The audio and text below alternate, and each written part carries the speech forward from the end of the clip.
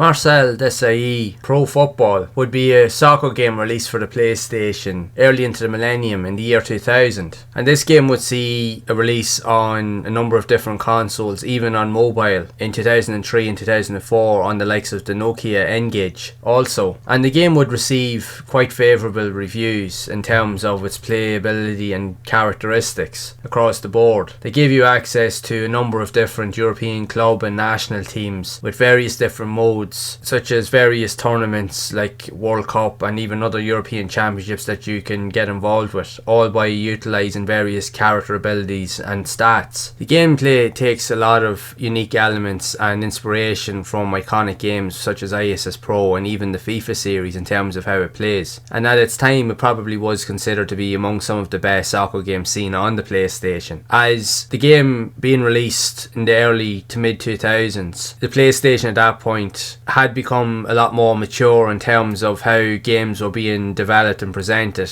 Developers were starting to figure out and had become familiar with the hardware to a point that they could push the game's boundaries to their limits in terms of the development cycles and what they could create. And for what the game offers, it plays really well in terms of what is presented. It has a good array of features, it has some nice graphics and some good characteristics overall. But in general, how does it feel like overall when you are playing it? It does have a mix element to it, in my own opinion, where it does feel like as if in some ways it plays like FIFA, but in other ways it tries to be a little bit like the ISS Pro games. But I can't help but feel that there's elements of the game to me that feels like it plays more like the old actual soccer games in terms of how the players move around the pitch. As even though you run with the ball, you could never really gain any sort of speed or really sprint as such when you're actually holding on to the ball, which would have been seen in the old actual soccer games. And at any point, even when you are running with the ball, you can easily lose it, and it just feels like when you're running, it just feels like you're playing an actual soccer game or a more updated actual soccer game.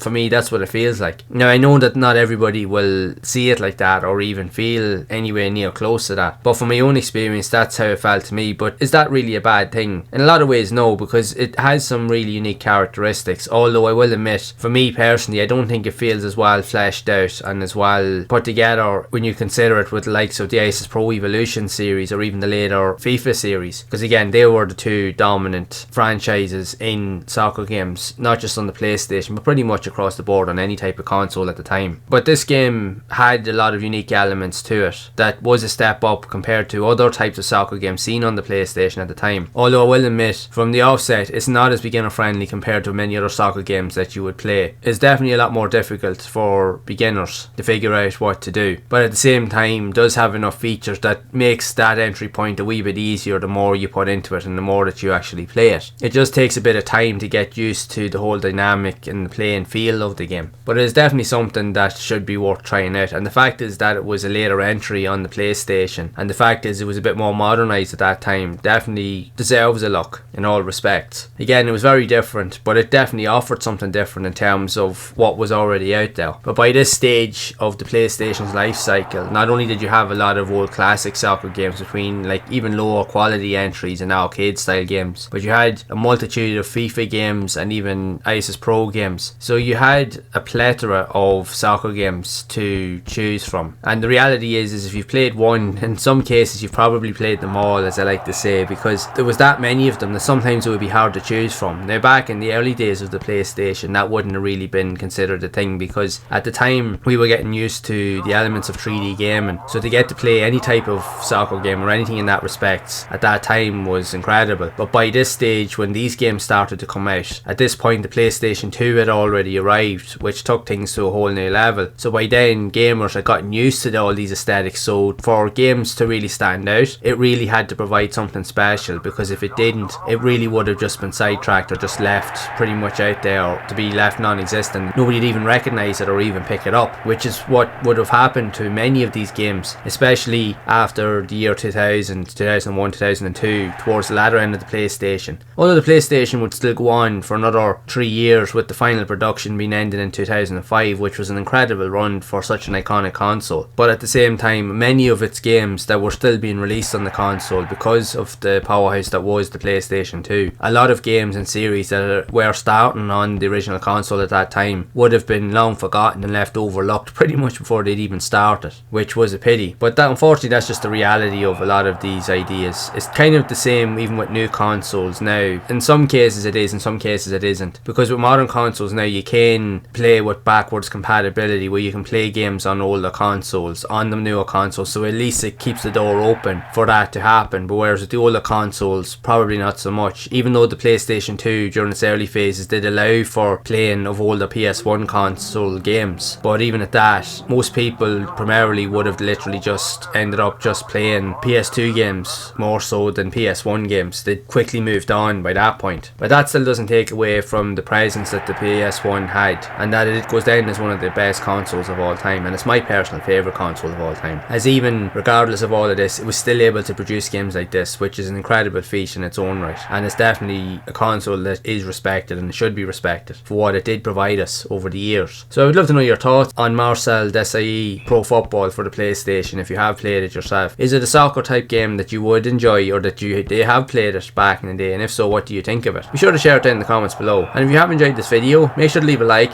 subscribe to the channel and hit the bell to be updated of future videos. And if you would like to see more content around other types of soccer games seen on the PlayStation, then check out this playlist on screen here to see more of those games in action. And as always, keep those gaming memories alive.